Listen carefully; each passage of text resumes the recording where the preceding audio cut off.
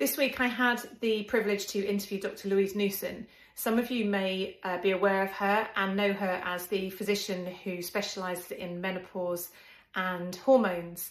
She's changed the lives of many women by challenging current information and advice out there for women, and is able to really help with menopause. She's changing the conversation around menopause and hormones. So she is starting her new UK tour next Tuesday and starting here at our very own Lichfield Garrick. I was able to interview her this week. Keep watching to find out what we talked about and get your tickets booked because they are running short. Good morning, and good morning to Dr Louise Newson. I'm Sally Wagstaff and I am here today talking to Dr Louise about her upcoming tour. I'm talking on Lichfield Radio, and it's all about accentuating the positive, and I think that very much sits with what you're trying to do. So good morning and thank you for joining me. Oh, thanks for inviting me. It's great to be here. I was just saying to you actually that I thought it was about a year ago, but actually it was 2024, your last tour, wasn't it? And I came to see you at Lichfield Garrick, which is just down the road from my clinic. And I was sat in a very large room with a lot of women, very like me, similar ages, and I could literally hear the light bulbs going off all around the place. And I actually felt slightly sorry for the local GP surgeries in the sort of upcoming weeks, because I suspect they would have had a lot of inquiries from all of those people. So you're doing another tour, you're coming back to Lichfield. Can I get you to tell me a little bit about sort of your background, why you're doing this tour and what you're trying to achieve with it? Yeah, thank you so much. So I'm a doctor, I'm a physician, and I specialize in hormones, but I haven't always done that. So I've got a background of hospital medicine, general practice, but also medical writing. So I've been an educator for the last 25 years, and I've written books on evidence-based medicine. And I also have a science degree. So I've got a very unusual background. But the last 10 years, I've dedicated my time on hormone health for women. And one of the things that really saddens me and frustrates me and upsets me is this whole theme of women not being listened to, not being believed, and people being scared of hormones. Now, in medicine, I have prescribed hundreds of different medications. All have side effects, many have risks. Every single medicine that I've prescribed is more dangerous than a natural hormone. Yet for some reason, we're stuck in this era of doctors, clinicians, women, men being scared and confused of hormones. So a lot of my work is unpicking that, going back to basic scientific principles and allowing women to have a choice, and men, because as a doctor, I'm there as an advocate. I'm not there as a dictator telling people what they have to do and not do, or take and not take as medication. So the tour is just another way really of reaching an audience. But this time I really want it to be an audience that comes out wanting to help me to change things for future generations, and also for now as well, because since the last tour, things have actually got even worse for women and harder to access hormones. And there's Is that because of more awareness around it? I am seeing women being more aware that these are questions they can ask and things they can ask for. So is that causing a backlog, do you think? I think what's happening is that I work very hard with my Balance app and my podcasts and everything to allow people to have information and knowledge that wasn't really available in such an easy way before. So people are more understanding of what's going on, and women are not stupid. So they'll join the dots and go, oh gosh, okay, that's me. I'm not depressed. I don't have arthritis. I don't have, maybe my migraines have worsened from the days before my periods. Maybe I'd like some hormones. But the sad thing is that medical education hasn't caught up. So a lot of doctors then are saying, no, it can't be your hormones, or no, we're not giving you hormone treatments. And then there's, it's very political as well, since I had a panorama program made about me. People have become uncertain and not sure, and there's other people with their own conflicts and agendas which are getting in this space. And I think I'm of the view, and I've used this morning in a conversation with someone actually, that I think if you're upsetting people, you're usually doing something right, and people don't like it when you sort of ruffle feathers, do they? And I think you've very much done that, but I think in a very positive way. And do you think that's part of the problem? It's moving women away from the status quo. And I can speak from personal experience. It took me to 50 years old to be diagnosed with endometriosis, Yeah. and I totally get this not being listened to thing. And you're pushing women to be listened to. You're encouraging them to go and seek answers. Yeah, and people find it a bit unnerving, really. I suppose I'm not a gynecologist. I'm, being told off because I'm, inverted commas, only a GP. But I'm also a woman and a mother of three daughters, and I don't want them to suffer in the way that suffering occurs all the time. But I also, publish research. We have a lot of publications in peer-reviewed journal, far more than any other menopause specialist, really. And so I'm pushing boundaries. But what I'm doing is unpicking the science. And in my book that's coming out in May, The Power of Hormones, it explains a lot about the history of medicine, the history of hormones. And also I've written a chapter about women who've been taken down by the establishment, because I'm not the first or the last. And just sort of putting it a bit more into context, really, of how hard it is for women to really be believed and listened to. So the tour is a sort of potted short version of my book in some ways, but I have focused a lot on mental health and hormones because we can't get away from the fact that suicide rate is the highest it's been for the last 40 years in women between 45 and 55. Not all It's of it will normally be. seen to more be a male thing, isn't it? The suicide thing. So But overall, men have a higher incidence, but in this age category, it's higher in women and it's increased. And, 1 in 6 women we see in our clinic have suicidal thoughts and they improve. We just published some data that there's 92% improvement when they are given hormones. I can't think of any other treatment that has that benefit. So, I'm focusing on a lot. Some of the talks, the theatre is quite harrowing because I talk a lot about treatments that have been given in the past, but also treatments that are given now inappropriately for. I see it a lot, Dr. Newson. I'm in medical aesthetics, so I'm dealing with a slightly different thing, but it's still the same age group. It's women coming to me at that age who feel like they've changed, they're not themselves, and so many of them are on anti-anxiety and antidepressant drugs where actually they should be on hormones. And I find it so frustrating that they're not listened to and they're not, so many of these things are hormonal issues, and yet they're being given drugs for the symptom control rather than getting to the root cause, which is hormones. And I see it so much. Yeah, and this and I do tease it out in the theatre too as well, because as a physician, I've always been taught you treat the underlying cause. But somehow when it's a hormonal problem, it's not, we're putting a sticking plaster on. We're just treating, like you say, a symptom. But there also seems really incongruous, really, that it's easier to get antidepressants than it is to get hormones. They're probably More cheaper women, as well. yeah, but more women are prescribed antidepressants than they are hormones.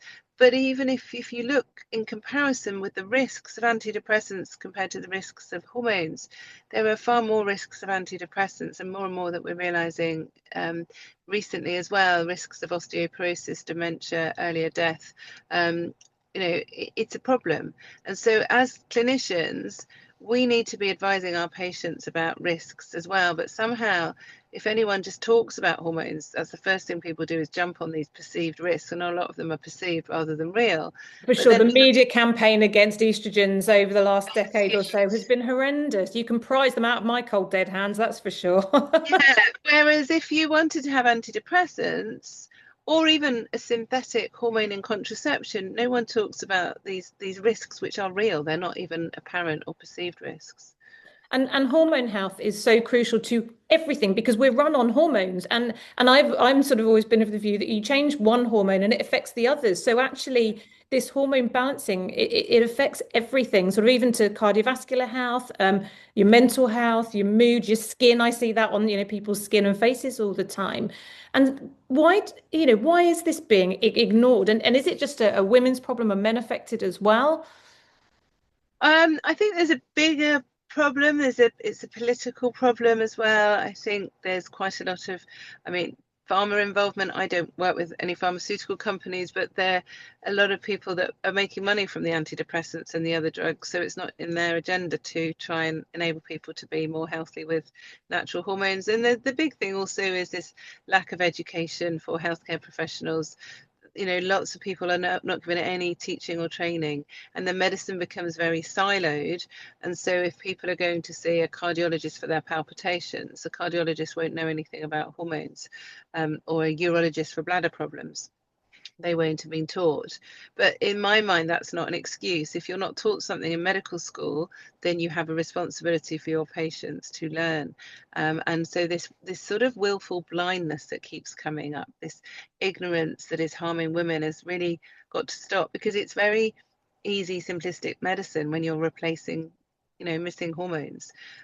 So I think we need to do a big shift really, and be more vocal together to allow people to receive the treatment that they both need and want. Yeah, I agree. And I think sort of from a holistic point of view, I think this affects all kind of areas of medicine, actually, in my experience, that we treat all the different body systems in isolation. We don't look at them in a whole. You go to your GP and it's like, oh, you've got 10 minutes. Well, you've talked about your gut issues. Well, so we're not going to address your back pain because you'll have to book another appointment for that. But it's almost certainly connected in some way, or it could be. And we're not looked at like that, are we? And I think that's part of the problem.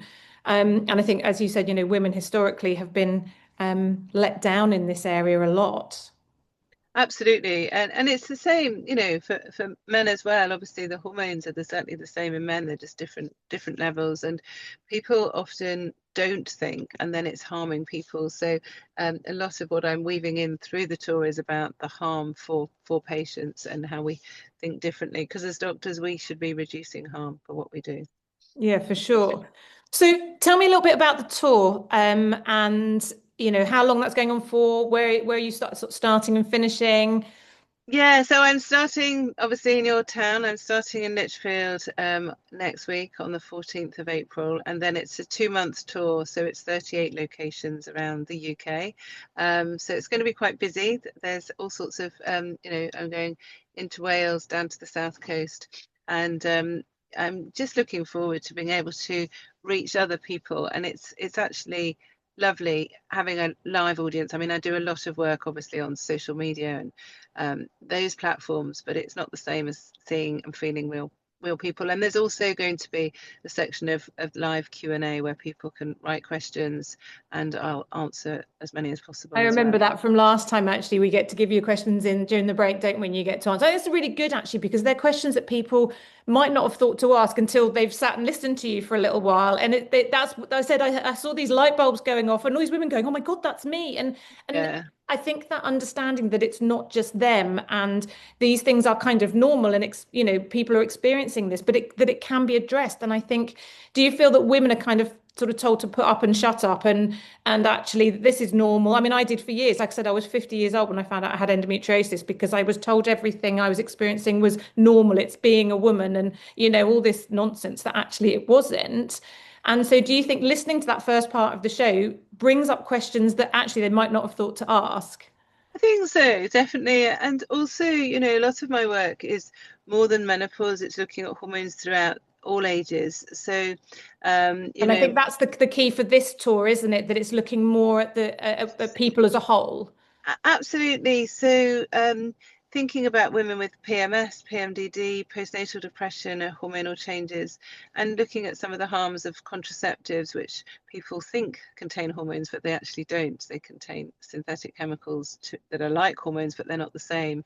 So that's going to be spoken about quite a lot too. You've just given me some questions. I mean, I could talk to you all morning about this, and I'm not going to start down that route, because I think there's some real rabbit holes there with the contraceptive side as well, because I think that could open a big can of worms. So I haven't got my ticket yet, but after I come off this call to you, I'm literally going to go and book it, because I only have to walk 100 yards down my road to come and see you. But what would you, sort of final question for you? You obviously, you must meet a lot of women who have struggled for years. For women who haven't heard of you before, haven't come to see you, and if you had somebody that came to you and said, I've been struggling for years, what's the most common thing they say to you? And what advice would you give them if they don't know where to start? So the commonest thing that people say is, I don't feel like myself. Where have I gone? Who am I?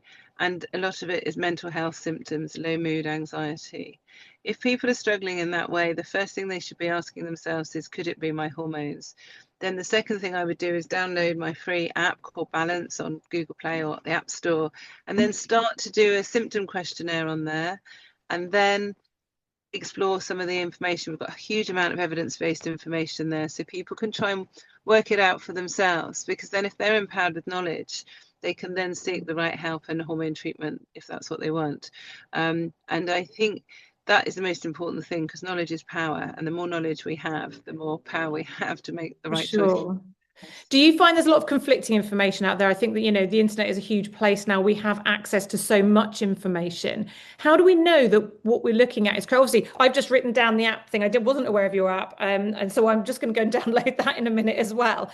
But, people are finding out all sorts of things and we don't always know if it's right. So the most important thing for me is, my information is based on two things. It's based on scientific evidence, but also a huge amount of clinical knowledge and experience. And I don't work with any companies as well. You have to be really careful if someone or somebody, or the information is being funded by a pharmaceutical company or a supplement company. You just bear that in mind. It doesn't mean it's not correct, but you just have to bear that in mind as a potential conflict.